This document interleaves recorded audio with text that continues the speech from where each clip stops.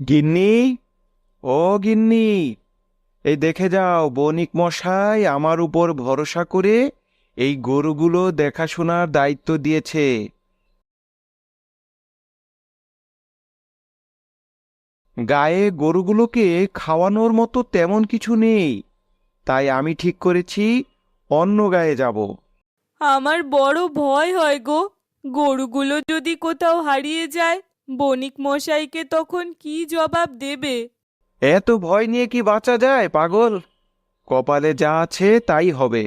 আল্লাহর উপর ভরসা রাখো।